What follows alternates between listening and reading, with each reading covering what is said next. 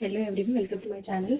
सो guys, आज मैं यहाँ BEL भारत इलेक्ट्रॉनिक्स लिमिटेड के बारे में बात करूँगी, जो कि आपको पता है कि वो मोस्टली इस टाइम कॉन्ट्रैक्ट बेसिस पोस्ट निकाल रहे हैं, training engineer and project engineer की। तो गाइस, बेसिकली उसमें होता क्या है that I want to tell you in this video, because मेरा खुद का एक्सपीरियंस रहा है for the post of training engineer. मैं उसके लिए अप्लाई की थी। सो मैं सारी डिटेल्स आपको बताऊँगी। यहाँ पे मैं एक नोटिफिकेशन के साथ हूँ। ये नोटिफिकेशन पुरानी है guys, but I want to tell you. मैं इसकी हेल्प से आपको पूरा प्रोसेस बताने का पूरा डिस्क्राइब करूँगी कि क्या प्रोसेस होता है उनका, कैसे होता है selection and everything about BEL। Okay, so guys, आप यहाँ पे देख सकते हैं project engineer and training engineer की वैकेंसी है। ट्रेनिंग इंजीनियर फाइनेंस की है, जो कि इसमें MBA वाले एलिजिबल है। तो हमको बेसिकली BE BTech की बात करनी है यहाँ पे। तो गाइस, यहाँ पे दो तरह की वैकेंसी आती है। First one is project engineer and other one is training engineer. Project engineer के लिए बेसिकली ये 2 years एक्सपीरियंस रिक्वायर्ड होता है। अभी तक जो भी बिल की नोटिफिकेशन आई है for the post of project engineer, two year का एक्सपीरियंस इन्होंने रखा है। एंड ट्रेनिंग इंजीनियर की बात करूँ बेसिकली, तो ये है मिनिमम 6 मंथ का एक्सपीरियंस। बट ये हमेशा आप देखेंगे एसेंशियल नहीं होता है। यहाँ पे ये है हमारा बेंगलुरु कॉम्प्लेक्स का। तो यहाँ पे तो इन्होंने एक्सपीरियंस रखा है, बट जहाँ मैंने अप्लाई किया था that is for Panchkula unit. But वहाँ पे एक्सपीरियंस रिक्वायर्ड नहीं था, और मैं एज अ फ्रेशर वहाँ पे अप्लाई की थी for the post of training engineer. तो आप यहाँ पे देख सकते हैं प्रोजेक्ट इंजीनियर में इलेक्ट्रॉनिक्स की 40 सीट थी, एंड वहीं पे ट्रेनिंग इंजीनियर की बात करें तो 103 सीट है for the post of training engineer with 6 month experience is required. और एज लिमिट इन्होंने प्रोजेक्ट में 32 ईयर्स रखी है, एंड वही ट्रेनिंग इंजीनियर के लिए 28 years. That is the thing that basically ये जो कॉन्ट्रैक्ट पीरियड होता है वो फिक्स होता है। Like project engineer 3 years, training engineer 3 years, but it can be extended. Like यहाँ पे 4th ईयर तक का स्टाइपेंड है, तो it may be expended up to 4th year. And training engineer का 2 साल का होता है, and it may be extended up to 3 year, but उससे ज़्यादा नहीं। After that they will fire you. उसके बाद वो नहीं रखते हैं गाइज। ये मतलब वो वहाँ पे ऐसा कुछ परमानेंट नहीं करने वाले। That is only for fix period, जो कि है आपका फर्स्ट ईयर जो है 30,000 पे के साथ, and second year 35, and third year 40। It means every year आपका 5,000 इंक्रीमेंट होता रहेगा। That is the thing. Now I want to tell you about the selection process. So now this is the selection procedure. So aggregate marks scored in their degree. It means whatever you degree you have BTech, in that 75% weightage होगा।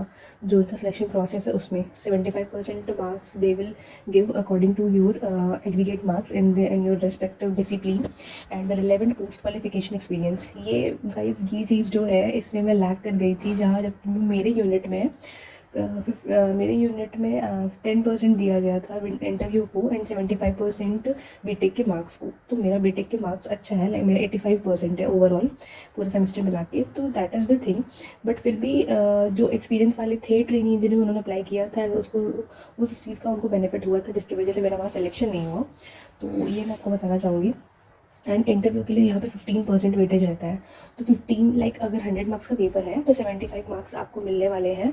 आपके जो BTech का marks है overall aggregate percentage वहाँ से उठाया जाएगा। And उसके बाद इंटरव्यू के लिए 15 मार्क्स, एंड 10% जो मार्क्स रहेगा वो आपका रिलेवेंट पोस्ट क्वालिफिकेशन एक्सपीरियंस, आपको जितना एक्सपीरियंस रहेगा उसके हिसाब से मार्क्स मिलेगा। लाइट यहाँ पे आप देख सकते हैं 2.5 मार्क्स मिनिमम रहेगा, जो कि आपको जो मतलब रिक्वायर्ड एक्सपीरियंस उन्होंने मेंशन किया है। अगर 6 मंथ का एक्सपीरियंस है तो वो 2.5 मिलने ही मिलने हैं। एंड एडिशनल 1.25 अगर आपको उससे ज़्यादा है, लाइक 1 ईयर एक्सपीरियंस है, तो आपको 2.5 प्लस 1.25 हो जाएगा। तो ये बेनिफिट है इसका बिल में, जो कि बहुत मैटर करता है। ऑब्वियसली ओवरऑल मार्क्स ही आपका 100 में से देखेंगे वो सेलेक्शन प्रोसेस के लिए। तो ये चीज़ें हैं। और जो इंटरव्यू प्रोसेस होता है इनका, लाइक पहले वो तो आप जो आपका फॉर्म भरोगे तो उसमें रिटर्न जो मतलब मार्क्स होगा बीटेक का, उसके अकॉर्डिंग वो शॉर्टलिस्ट करते हैं फॉर द इंटरव्यू। यहाँ पे लिखा हुआ है candidates will be shortlisted for the interviews based on the above criteria out of 85 marks. तो ये चीज़ें हैं in the ratio of 1:5। Like 10 number उन्होंने 15 मार्क्स इंटरव्यू को तो अलग कर ही दिया, बट जो 85 मार्क्स यानी कि 75 प्लस 10 वो उसमें से फिर शॉर्टलिस्ट करते हैं आपको इंटरव्यू के लिए। एंड वो भी एक 1:5, लाइक अगर 1 सीट है तो एक पे 5 लोग को बुलाएंगे, 10 है तो आप उस हिसाब से देख सकते हो कितना हो जाएगा। ठीक है, that is the thing I want to tell you. उसके बाद मैं आपको इंटरव्यू का अपना एक्सपीरियंस शेयर करती हूँ। So guys, what I want to tell you for the interview experience. तो बेसिकली वो आपका प्रोजेक्ट पूछते हैं जो आपने बीटेक में किया है फाइनल ईयर में। तो प्रोजेक्ट पूछेंगे एंड बेसिक नॉलेज, लाइक मेरी ब्रांच इलेक्ट्रॉनिक्स है, तो इलेक्ट्रॉनिक्स का बेसिक उन्होंने पूरा पूछा था मुझसे। मेरा प्रोजेक्ट था फिंगरप्रिंट बेस्ड सेंसर। तो उससे रिलेटेड उन्होंने फिंगरप्रिंट के बारे में पूछा था मुझसे। एंड उसमें जो भी कंपोनेंट्स यूज्ड हुए थे, जो जिसमें मैंने वर्क किया था, जो मेरा एरिया था, तो मैंने बेसिकली इसमें सप्लाई में वर्क किया था। तो उन्होंने मुझसे पूरे सप्लाई का पूछा, रेक्टिफायर पूछा, पूरा रेक्टिफायर बना के दिखाओ। इंटरव्यू तो उनका वर्चुअल ही हुआ था, बट फिर भी उसमें पूरा कैमरा सब कुछ था, तो लाइव था, तो उसमें मुझे बताना था सब कुछ, एवरीथिंग उनको एक्सप्लेन करना था। तो उन्होंने मुझसे पूरा रेक्टिफायर ड्रॉ करवाया था कि पेपर ले लो, पेंसिल ले लो, ड्रॉ करके दिखाओ। तो उसमें मैंने पहले ड्रॉ किया ऑन द टेबल, फिर मैंने उनको कैमरा में शो किया।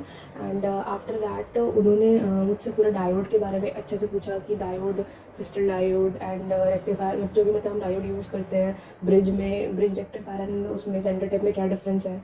तो ये बेसिक चीज़ें ही थी। इंटरव्यू तो अच्छा हुआ था मेरा, बट मेरे पास एक्सपीरियंस नहीं था, तो that's why I was not short listed for the wheel training engineer. And one more thing, जैसे कि उन्होंने आपका प्रोजेक्ट तो वो बेसिकली पूछेंगे ही पूछेंगे। एंड आप अगर आप बेल के लिए अपियर हो रहे हो ना, तो आपको बेल के बारे में एक्सप्लोर कर लेना चाहिए, लाइक जो मैंने नहीं किया, मेरी गलती थी। बट उन्होंने मुझसे बेल के बारे में बहुत कुछ पूछा कि बेल क्या है, व्हाट डू यू, आपको बेल के बारे में कैसे पता चला, बेल में क्या होता है, what kind of work are there, and BEL basically क्यों फेमस है, व्हाट इज़ दिस, वहाँ पे क्या मतलब आपको, आप जिस भी यूनिट के लिए जा रहे हो। जैसे मैं पंचकुला यूनिट के लिए गई थी, एंड पंचकुला यूनिट में मुझे ट्रेनिंग इंजीनियर के लिए हायर किया जा रहा था। तो वहाँ पे उस टाइम किस काम के लिए हायरिंग हो रही थी, वो आपको पता करना ही पड़ेगा। कि जैसे बेंगलुरु कॉम्प्लेक्स वगैरह में ईवीएम प्रोडक्शन के लिए हो रही थी हायरिंग, तो वहाँ पे ये चीज़ बेनिफिशियल थी। आप अपना ईवीएम के बारे में अच्छे से पढ़ लो, ठीक है। तो ये सारी चीज़ें हैं, अगर आप पंचकुला में जा रहे हो या फिर कहीं भी, जो भी अभी पुणे यूनिट में आई थिंक हायरिंग हो रही है। बट अब जो इनका पैटर्न आ गया है, अब जो मैंने अभी लेटेस्ट पैटर्न देखा है पुणे यूनिट में, वहाँ पे इन्होंने रिटन एंड इंटरव्यू दोनों कर दिया है। एंड रिटन का जो इंटरव्यू होगा वो 85% वेटेज जा रहा है। एंड वो मैंने अभी कुछ दिन पहले ही नोटिफिकेशन देखा था मेल का।